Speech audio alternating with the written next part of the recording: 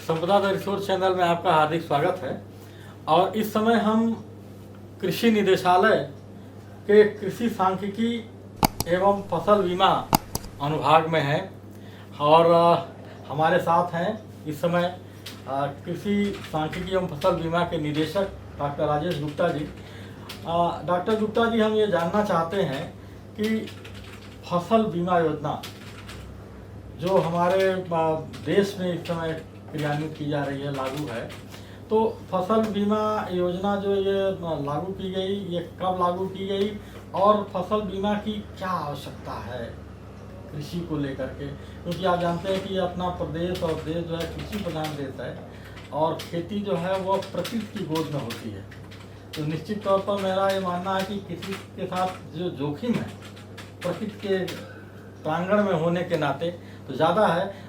तो मैं आपसे जानना चाहता हूँ, एक वरिष्ठ अधिकारी होने के नाते और प्रदेश के फसल बीमा के नियामक होने के नाते, कि क्या इसकी आवश्यकता है और किन किन उद्देश्यों को लेकर के ये योजना लागू की? देखिए, जैसे बीमा से तो हम सभी लोग परिचित हैं। बीमा जो है किसी भी आपदा में, जो आपकी आपदा की स्थिति में आर्थिक सहायता प्रदान करके मतलब जो बीमित कृषक हैं या बीमित जो आदमी है उनको लाभ सहायता प्रदान करती है। जी, तो वैसे ही ये प्रधानमंत्री फसल बीमा योजना भी है। और प्रधानमंत्री फसल बीमा योजना की शुरुआत 2016 से हुई। बीमा योजना तो 2000 से पहले चल रहा है प्रदेश में और इससे भी पहले से है, लेकिन प्रधानमंत्री फसल बीमा योजना जो वर्तमान में चल रही है वो 2016 से शुरुआत है, उसकी करीब 2016 से। पहले पहले कंपल्सरी था, जैसे नहीं, मैं बता रहा हूँ जी स्थिति। तो उस समय पहले ये जब योजना लागू की गई तो ये योजना का लागू करने का मूल उद्देश्य था ये कि देखिए खेती किसानी में किसान का जो और मौसम का बहुत ही क्लोज संबंध है, बहुत ही संबंध है आपस में बहुत। तो जरा सा भी मौसम परिवर्तन से खेती प्रभावित होती है और ये हमेशा बाहर ही रहती है, मतलब मौसम के साथ इसका अच्छा सा संबंध है, तो इसकी उत्पादकता प्रभावित होती है।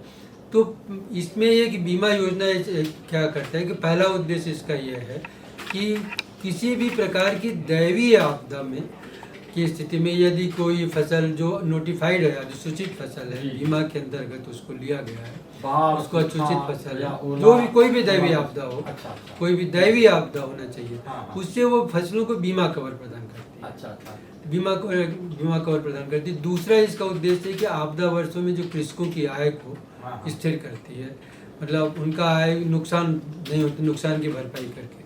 तीसरा इसका फायदा ये है कि किसानों को नई तकनीकी, जैसे उनका यदि बीमा हो गया तो अपनी उत्पादकता बढ़ाने के लिए उनको ये पता हो गया कि हमें हमारा बीमा यदि नुकसान होगा तो हमें क्षतिपूर्ति मिलेगी, तो अपनी नई तकनीकी, नए बीज, नए चीज़ों को उपयोग करके इनोवेट करके अपनी उत्पादकता को बढ़ाने का प्रयास करती है। इसके लिए भी वो प्रोत्साहित करती है। और तीसरी बात है कि कृषि ऋण के प्रवाह को बनाए रखती है ये बीमा योजना जो है। यदि किसान फसली ऋण लिया हुआ है तो ये पैसा जो है यदि फसली ऋण के साथ समायोजित होता है, अगर वो किसान क्रेडिट कार्ड से बीमा कराया है तो समायोजित हो जाता है, तो फिर किसान जो होता है क्षति की स्थिति में ही तो समायोजित हो जाता है, तो किसान अगली फसल के लिए पैसा पुनः निकालने के लिए वो अधिकृत हो जाता है और पुनः किसान क्रेडिट कार्ड से पैसा लेकर के उसका उपयोग खेती में कर सकता है। और दूसरा ये कृषकों की आय को बढ़ाने में सब ये सारी चीज़ें होंगी तो उसमें सहायक भी है, ये है इसमें। अच्छा, ये एक चीज़ बताएं कि जैसे आपने बताया कि दैवीय आपदा और रबी के मौसम में अमूमन देखते हैं कि आग लग जाती है, खेतों में आग लग जाती है और फसलें बहुत सारी जल जाती हैं, तो क्या इस पर भी बीमा से लाभ मिल सकता है? तो देखिए, दैवीय आपदा मैंने बात की, आग भी एक तो मानव से गलती, किसी भी ऐसी आपदा जिसमें रोका जा सके, जिसमें मानव निर्मित आपदा, बिजली के खंभे गुजर रहे हैं, बिजली के खंभे गुजर रहे हैं तो बिजली खंभे को उसको रोका जा सकता है, उसको बनाया जा सकता है। इसमें प्राकृतिक आग है, बादलों वाली है, उससे बिजली से अगर आग लगती है तो वो कब है, तो एक दैवीय आपदा बीमा जब किसान करा लेता है और दैवीय आपदा हो जाती है, जैसे बाढ़ या सूखा या जैसे आपने कहा कि तो ओलावृष्टि है, तो इसके लिए क्या क्या क्या प्रोसेस होता है, कैसे सर्वे कराते हैं और कैसे? देखिए, मैं थोड़ा सा इस बारे में थोड़ा विस्तृत बता दूं आपको कि इसमें जो पहले तो हम क्षेत्रवार ग्राम पंचायत स्तर पर ये लागू है। इसमें किसानों को खरीफ में जितने भी बीमित राशि का निर्धारण अच्छा, करते हैं। ये ग्राम पंचायत वाला लागू है। इसमें बीमित कृषक जो है, जो आपके जो बीमित राशि है उसका निर्धारण हम लागत के हिसाब से करते हैं कि इस जनपद में क्या लागत है किसान उस फसल का। मतलब गेहूँ के लागत के मान 60,000 आ रहा है, पूरी फसल में लागत आ रही है, कहीं 70,000 आ रहा है, कहीं 50,000 आ रहा है, तो जनपद वारी लागत बदलता रहता है। तो ये एक बार फिक्स कर दिया गया हमने बीमित राशि का। इसमें बीमित राशि का खरीफ में किसानों को 2% और रबी में 1.5% देना होता है, प्रीमियम देना होता है। और औद्यानिक फसलों में 5%। औद्यानिक फसल जो भी है, बाग है और सब्जी उब्जी का भी बीमा होता है इसमें।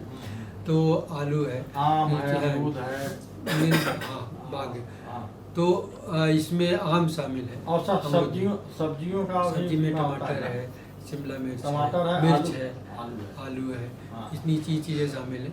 इसका 5% लगता है बीमित राशि का। ये तो हो गया। अब इसमें रही बात कवरेज की, क्या क्या हम कवर करते हैं। तो इसमें हम पहला चीज़ें ये कहते हैं कि असफल बुआई। अच्छा, असफल बुआई पहली चीज़ ये है कि यदि किसान दैवीय या किसी भी प्रकार की दैवीय आपदा से जो हमारा इकाई क्षेत्र है उसमें जो ट्रेडिशनली परंपरागत मान लीजिए कि अगर 20 हेक्टेयर बुआई होती रही है, उसमें गो फसल गेहूं के ही ले लीजिए 20 हेक्टेयर है, उसका 75% मतलब कितना हो गया आपका 14 हेक्टेयर। 14 हेक्टेयर से ज़्यादा एरिया न बोया जा सकेगा। अगर गेहूं ले रहे हैं 31 दिसंबर तक न बोया जा सके, तो उस ग्राम पंचायत पे जितने भी बीमित कृषक हैं सभी को बीमित राशि का 25%, मतलब यदि बीमा आपने 60,000 का कराया है तो उसका 25% 15,000 रुपये क्षतिपूर्ति के रूप में दे करके हम बीमा को वहीं बंद कर देते हैं। यानी कि पूरी ग्राम पंचायत में जितने लोगों ने बीमा कराया है उसका अगर 25% वो बुआई नहीं कर पाते हैं, 75% के ऊपर बुआई, केवल 25% से कम बुआई होता है। 25% नहीं बो पाए, 75% नहीं बो पाए, 75% जो है वो नहीं बो पाए हैं, 25% केवल बो पाए हैं। हाँ, तो एरिया जो है कवर एरिया का 25% जी, तो इनको जो है बीमा का लाभ मिलेगा। बीमा का तो वो क्योंकि उस समय बुआई तक की जो लागत होती है वो 25%, पूरी लागत का लगभग 25% के आता है, तो उतना क्षतिपूर्ति दे दिया। खाद और बीज का जो बुआई तक उतना होता है। और इसके बाद दूसरा इसमें कवरेज है कि बुआई से कटाई के 15 दिन पहले से अच्छा किसी भी खड़ी फसल में दैवीय आपदा के कारण यदि ऐसे लगता हो कि उत्पादकता 50% से ऊपर गिर गई, गिर जाएगी। अच्छा, मान लीजिए बाढ़ आ गया या कोई मौसम की वजह से हो गया, कीट रोग लग गए जिसकी वजह से दैवीय आपदा है, तो ऐसा लगता है बीमारियों पर सब दैवीय आपदा तो है ही। टिड्डी दैवीय आपदा है, उसे अब मानव निर्मित आपदा नहीं होनी चाहिए, बस वो दैवीय आपदा है जो मानव निर्मित आपदा नहीं। अच्छा, जिसको मानव फसलों में रोग या कीट लग जाते हैं, रोग कीट सूखा वर्षा बाढ़ सब है इसमें। अच्छा, जिस किसी से भी दैवीय आपदा होना चाहिए बस। जी। तो उसमें ऐसा होता है कि मान लीजिए कि अगर आपने 60,000 बीमा कराया है और 50% के ऊपर मतलब लगता है कि 60% उत्पादकता गिर जाएगी उसकी, तो हम जो 10% 50% के ऊपर जो 10% है तो वो 60,000 का 10% मतलब 6,000 रुपया आपको हम अगले 15 दिन के अंदर हम 6,000 रुपये तात्कालिक सहायता के रूप में होता है। ये तात्कालिक सहायता के रूप में हम देते हैं। अब आती है बात क्रॉप कटिंग प्रयोग से। यदि क्रॉप कटिंग प्रयोग आपकी ग्राम पंचायत में हुई, 60 की जगह आपको 70% नुकसान हो गया, उत्पादकता गिर गई, तो आपको कितना मिलना चाहिए? 42,000 रुपये मिलना चाहिए। 60,000 की बीमा है तो 42,000 में हमने 6,000 रुपये आपको पहले से दे दिया, तो 6,000 रुपया को घटाते हुए कितना हो जाएगा? 36,000 रुपये आपको पुनः उस समय मिलेगा। उस समय जो क्रॉप कटिंग प्रयोग के द्वारा ये देखा जाएगा कि कितनी क्षति हुई है। हाँ, अच्छा, इसमें दो बातें हैं। यदि हम मिड टर्म में आपको पैसा ज़्यादा दे दिए और बाद में पैसा क्रॉप कटिंग प्रयोग से कम आया क्षति, तो किसानों से पैसा वापस नहीं लेते। अच्छा अच्छा। अच्छा, और यदि हमने उनको कम पैसा दिया है तो जो अंतर की राशि है वो उनको फिर देते हैं। फिर दे देंगे। और ये इसके कारण भी है, देखिए ये बायोलॉजिकल प्रोसेस है, पौधे हैं, अभी आपको लगा कि सूखा पड़ रहा है या पानी भरते उसको सही समय से नहीं मिला, उत्पादकता बहुत ज़्यादा गिर जाएगी। फिर इसके बाद कुछ ही समय बाद यदि आपने सिंचाई उचाई कर दी, थोड़ा देखभाल कर दिया, तो पौधे फिर अपना पकड़ लेते हैं, तो उनमें उत्पादकता की रिकवर कर लेते हैं, पौधे अपने आप को रिकवर करते हैं। ये पूरी एक तरीके से स्वास्थ्य बीमा जैसा होता है कि अभी आप बीमार पड़े, दवा खा लीजिए तो स्वस्थ हो गए, तो उसी तरीके से होता है। तो ये जो 3 चीज़ें हमने आपको बताई, जो असफल बुआई का, मध्यावस्था का और क्रॉप कटिंग प्रयोग के बाद, इसमें किसान को कहीं कोई किसी चीज़ को सूचना देने की जरूरत नहीं है। ये हम स्वयं संज्ञान लेते हैं गवर्नमेंट, और ये स्वयं सर्वे कराते हैं। सर्वे करा करके जिलाधिकारी ने एक टीम बना रखी है, इसमें कि राजस्व विभाग, कृषि विभाग और बीमा कंपनी के लोग जाकर के सर्वे करते हैं उस किसान क्षेत्र के किसान की उपस्थिति में, और उससे ये होता है। अच्छा, ये दैवीय आपदा जो सडन हो जाती है तो ओलावृष्टि हो गई नहीं, हाँ वो भी दैवीय आपदा तो नहीं, तो उसमें जो है किसान को सूचित करना होता है 72 घंटे। नहीं, वो तो मैं भी बता रहा हूँ आगे। किसी भी प्रकार की दैवीय आपदा में उत्पादकता तो गिरेगी। हाँ बिल्कुल। तो वो उसको किसान को इसके लिए नहीं सूचित करना। हाँ हाँ। अब किसानों की मांग पर भारत सरकार ने ये कहा कि व्यक्तिगत आधार पर भी बीमा इसका कुछ क्षतिपूर्ति दी जाए। अच्छा। तो उन्होंने कुछ दैवीय आपदाओं को छाट रखा है। अच्छा। छाट का अलग कर दिया। तो वो दैवीय आपदाओं को छाट का अलग कर दिया उन्होंने, तो उसको व्यक्तिगत आधार पर। अच्छा। देखिए जगह बुआई से लेके कटाई के 15 कटाई तक, वो कभी भी बुआई से कटाई के बीच में, इसमें 15 दिन वाला वो नहीं लगता। इसमें देखिए उन्होंने रखा है जैसे जल भराव हो जाए, ओलावृष्टि, जल भराव, भूस्खलन, बादल फट जाए, पानी, आकाशीय बिजली से आग लग जाए, ये 5 जो दैवीय आपदा है, इनको इसने कहा कि हम इस क्षेत्र में आपको हम व्यक्तिगत क्लेम जो है हाँ व्यक्तिगत क्लेम देंगे, क्योंकि इसमें पूरा क्षेत्र नहीं प्रभावित होता। इसमें जैसे ओला पड़ा तो एक क्षेत्र में कि ऐसी लाइन में चला गया तो उसी क्षेत्र के लोग प्रभावित होते हैं। हाँ, जल भराव, कोई एक क्षेत्र में जल भराव होता है, कोई निचले इलाके में जल भराव हो गया, बादल फटा तो ये गांव, पूरा ग्राम पंचायत नहीं, एक गांव ही ज्यादा पानी से होकर निकल जाता है। और आकाशीय बिजली भी यदि गिरी तो क्षेत्र में ही होता है, पूरे ग्राम पंचायत को प्रभावित नहीं कर पाती। तो इस तरीके से ऐसे केसेस में किसान को, जिसका अगर उसने बीमा कराया है, तो 72 घंटे के अंदर उसको सूचना देना होता है, वहाँ से जहाँ से उसने बीमा कराया है, या कृषि विभाग में या राजस्व विभाग के अधिकारियों को। लेकिन सरकार ने एक टोल फ्री नंबर चालू कर रखा है स्टेट लेवल, वो वहाँ दे दे सूचना, ये सबसे अच्छी बात है। उसको 72 घंटे कहने आराम से दे सकता है, नहीं तो उसमें वो विभाग को देगा, फिर विभाग हमें दे, इसमें टाइम आगे लग सकता है ज़्यादा। तो मैं टोल फ्री नंबर बता दूं, 1800-1800 1800 889 686 1800 889 6868। तो इस टोल फ्री नंबर पर किसान अगर कोई दैवीय आपदा हो जाती है, ओलावृष्टि हो, जल भराव हो जाए, या बिजली गिरने से आग लग जाती है, इस तरह की जो भूस्खलन आदि की अगर कोई समस्या आती है, तो किसान उस टोल फ्री नंबर पर बता करके सूचना दे सकते हैं। सर एक बात और भी इसमें शामिल है, कटाई के बाद तुरंत अनाज दाना तो निकलते नहीं, उसके लिए कुछ दिनों तक किसान अपने खेत में रखते सूखने के लिए। हाँ, ये भी है, खेत में रखता है, खलिहान तो नहीं, खलिहान तक पहुँच गया तो दाना तो निकालने के समय खलिहान पहुँचता है।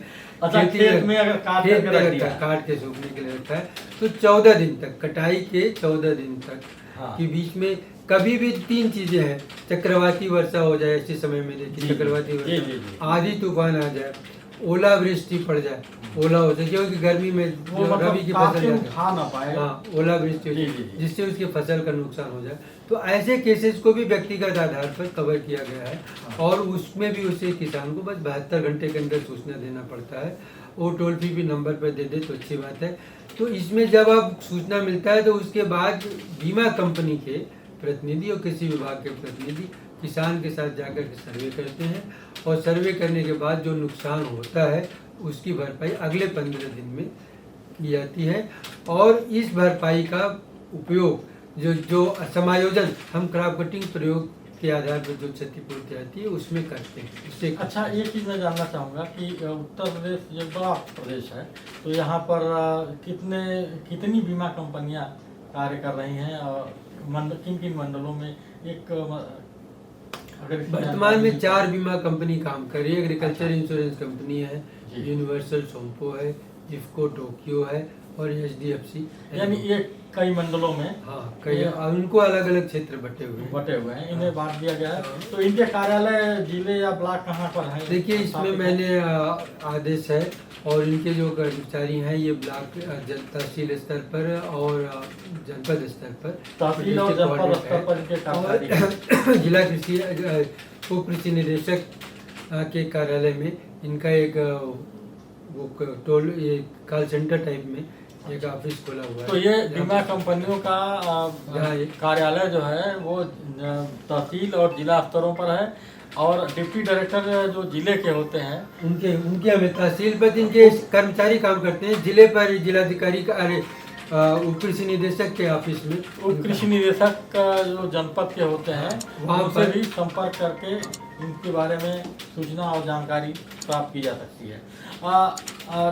डॉक्टर गुप्ता जी, एक चीज़ मैं और जानना चाहूँगा कि कुछ लोगों का ये मानना है कि किसानों इसमें होता है कि 2% और 1.5% जैसा आपने बताया प्रीमियम की बात आपने बताई, ये तो किसान को देना पड़ता है। इसके बाद 50-50% जो है सेंट्रल और राज्य सरकार जो है वो प्रीमियम देती है किसान के बीमा के लिए। तो लेकिन ये बताया जाता है कि जो प्रीमियम किसान प्लस केंद्र और भारत सरकार और राज्य सरकार का मिल करके जो प्रीमियम हर साल दिया जाता है, ये जो है उसकी मात्रा जो है ज़्यादा है बनिस्बत की ये बीमा कंपनियां जितनी क्षतिपूर्ति करती हैं। तो इसको लेकर के जो है कई बातें कही जाती हैं, इसमें क्या सच्चाई क्या है? देखिए ऐसा है, बीमा में जब नुकसान होता है जी तभी क्षतिपूर्ति मिलेगी। ये तो 2 तरीके की बीमा होती है, एक होता है वन टाइम प्रीमियम का, जी जी, दूसरा होता है जब हम उसको जितने साल का बीमा कराते हैं उतने साल का प्रीमियम हम देते जाते हैं। जैसे लाइफ इंश्योरेंस जीवन बीमा है, जी बिल्कुल सही। उसमें अगर 10 साल का बीमा कराए तो आप 10 साल तक पूरा, अगर 1 लाख का बीमा कराए तो 10 साल तक प्रीमियम आप देते हैं और 1 लाख के ऊपर आप उन्हें प्रीमियम के रूप में अदा कर देते हैं, जिससे कि और अगर बीच में कोई क्षति होती है तो आपको जो बीमित राशि है वो मिल जाती है। वन टाइम प्रीमियम जिसमें होता है, जैसे गाड़ी का बीमा हुआ वैसे ही वन टाइम प्रीमियम है, जब नुकसान होता है तभी आपको मिलता है क्षतिपूर्ति के रूप में। इसमें ऐसा नहीं। हाँ, उत्तर प्रदेश हम बहुत ही अच्छे प्रदेश में रहते हैं जहाँ पर कि दैवीय आपदाओं की संख्या, दैवीय आपदाओं के आने के जो संख्या कम है, लेकिन वर्तमान जो मौसम की परिस्थितियां बदली हुई हैं उससे अब दैवीय आपदा तेजी से आ रहे हैं। मतलब उनकी जो फ्रीक्वेंसी है जहाँ पर 7 साल 8 साल बाद अपने को रिपीट करती थी, वो अब 2 साल 3 साल में ही अपने को रिपीट करने अपने को बारिश जो है वो मतलब स्पैन उसका जो है हाँ नहीं, अब स्थिति देखिए, अब इसमें हमारा खरीफ में ज्यादा होता है, खरीफ में ज्यादा प्रभावित होता है, रबी में थोड़ा कम होता है। रबी में अधिकतर पिछले साल होली के बाद टेम्परेचर जो बहुत तेजी से बढ़ा, हाँ, और गेहूं जो है लगभग तमाम बात जाती है, उत्पादन जो है काफी कम हो गया। ये है कि जैसे अब बहुत सारे लोग इस बारे में कहते हैं कि प्रीमियम गवर्नमेंट कंपनी ज्यादा कमाती है और क्षतिपूर्ति कम देती है। तो देखिए मेरा अपना मानना है कि देखिए क्षतिपूर्ति तो वही होगी जब क्षति होने की होगी तभी क्षतिपूर्ति होगी, और खरीफ में ज्यादा क्षतिपूर्ति जाती है, रबी में कम जाता है। आप देखिए खरीफ में आप पिछली साल ही देख ले, खरीफ 2021 में 779 करोड़ रुपए का प्रीमियम पूरा गया, जिसमें कि किसान का भी, किसान ने केवल किसान ने 155 करोड़ दिया था, बाकी राज्य सरकार ने दिया था, और राज्य सरकार केंद्र सरकार ने प्रीमियम दिया था, और पूरा जो क्षतिपूर्ति थी वो 724 करोड़ रुपए का, 725 करोड़ रुपए का क्षतिपूर्ति हुआ। इसका मतलब बराबर लगभग 98% 99% बराबर। लेकिन यही बात रबी में नहीं हुआ। रवि में चूंकि कम नुकसान होती है, रवि में कम होता है नुकसान, लेकिन ये कहा नहीं जा सकता दैवीय आपदा कब आए। बीमा जो है, बिल्कुल सही। बीमा इस बात की गारंटी है कि यदि दैवीय आपदा आई तो आपको क्षति। जो चीज़ आपके हाथ में नहीं है, तो मेरा ये कहना है, मेरा ये अनुरोध है किसान भाइयों से कि वो अपने फसल का बीमा जरूर करा लें, क्योंकि 1.5% और 2% कोई बहुत ज़्यादा राशि नहीं है। और ये राशि अगर मान लीजिए नुकसान हो गया तो आपको क्षतिपूर्ति मिल जाती है, और इस बात से आप आश्वस्त हो जाते हैं। बीमा देखिए आपको आपदा के प्रति आश्वस्त कर देती है कि यदि होता है तो आप वही समझ लीजिए जैसे आप मोटरसाइकिल चला रहे हो, मोटरसाइकिल का बीमा नहीं कराए तो आप क्या मोटरसाइकिल उसी स्पीड से चला लेंगे जिस स्पीड से चले? और बीमा करा लेने के बाद ही एक आत्मविश्वास होता है कि अगर दुर्घटना होती है या अगर कोई बात घटता है या कोई बात होगी तो जो राशि देनी होगी वो इसमें बीमा राशि भी सहयोग करेगा, बीमा भी सहयोग करेगा। उसी प्रकार की ये भी बीमा है। तो मेरा ये अनुरोध है किसान भाइयों से कि वो अपने फसलों की बीमा अवश्य करा लें। और कहाँ से करा सकते हैं मैं आपको बता दूं, जो किसान ऋण लिए हैं, किसान क्रेडिट कार्ड से ऋण लिए हैं बैंकों से, वहाँ से बीमा करा सकते हैं। दूसरा, यदि वो वहाँ से बीमा नहीं कराएं, नहीं ऋण लिए हैं, तो वो CSC जो कॉमन सर्विस सेंटर है वहाँ से बीमा करा सकते हैं। पोर्टल पे बीमा करा सकते हैं, खुद कर सकते हैं। और बीमा एजेंट जो बीमा कंपनी के अधिकारी कर्मचारी है जिले में या वहाँ पे जो उनसे मुलाकात है तो आप उनसे भी बीमा करा सकते हैं।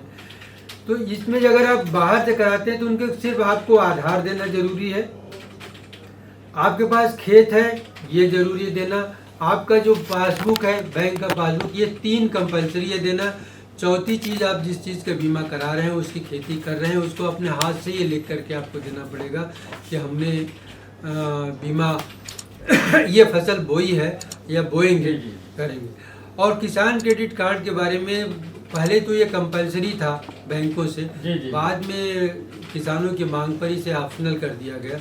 अब लेकिन इसमें एक बात है कि यदि आपको बीमा की तिथि जो खरीफ में 21 जुलाई है, दिसंबर में रबी में 31 दिसंबर है, उससे 7 दिन पहले तक आपको लिख के देना पड़ेगा कि हम बीमा नहीं कराना चाहते। तो यदि आपने लिख कर नहीं दिया है तो आपका बीमा का प्रीमियम राशि बैंक द्वारा काट लिया जाएगा। लेकिन मेरा अभी भी किसान भाइयों से अपील है कि कृपया अपने फसलों के बीमा अवश्य कराएं, क्योंकि मौसम का परिवर्तन इस समय, जलवायु परिवर्तन तेजी से हो रहा है, जिस किसी भी कारण से हो रहा हो उससे हमारी फसल प्रभावित होने की संभावना बढ़ जाती है, और इससे आप बीमा से अपने आप को सुरक्षित करें। तो आपने देखा कि हमारे प्रदेश के, उत्तर प्रदेश के जो निदेशक सांख्यिकी और फसल बीमा है, उन्होंने बड़ी गंभीरता से बहुत डिटेल में सारी चीज़ें बताई हैं बीमा के बारे में।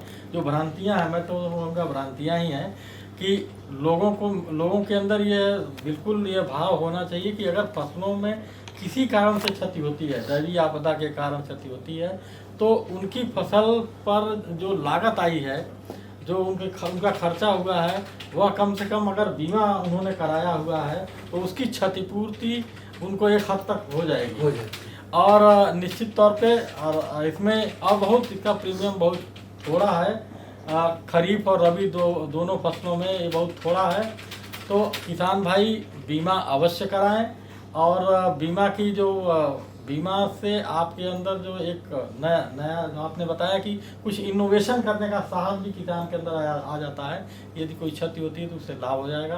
तो आज हमारे निदेशक महोदय ने बहुत अच्छी जानकारी दी फसल बीमा के बारे में, और किसान भाइयों से अनुरोध है कि वो लोग फसल बीमा जो लोग नहीं कराते हैं फसलों का अपना बीमा कराएं, ताकि उन्हें आने वाली जो मौसम के कारण जो जोखिम होता है उससे उन्हें एक सुरक्षा मिल सके। ये कवर है ये, तो इससे आपको सुरक्षा मिल सके और निश्चित तौर पे आपको इससे जो क्षतिपूर्ति आपको समय से होने से आपको एक जोखिम जो आपके लिए है उससे आपको निजात भी मिलेगी। आपसे अनुरोध ये भी है कि दर्शकों से अनुरोध है कि हमारे चैनल को लाइक और सब्सक्राइब करें और बेल आइकन को दबाएं, जिससे कि हम इस तरह के जो महत्वपूर्ण कृषि से संबंधित जो महत्वपूर्ण सूचनाएं हैं, जानकारियां हैं, योजनाएं हैं, इनके बारे में हमें आप तक पहुंचाने में हमें उत्साह मिले और हम आप तक पहुंचाते रहेंगे इस तरह की महत्वपूर्ण जानकारियाँ। बहुत बहुत धन्यवाद।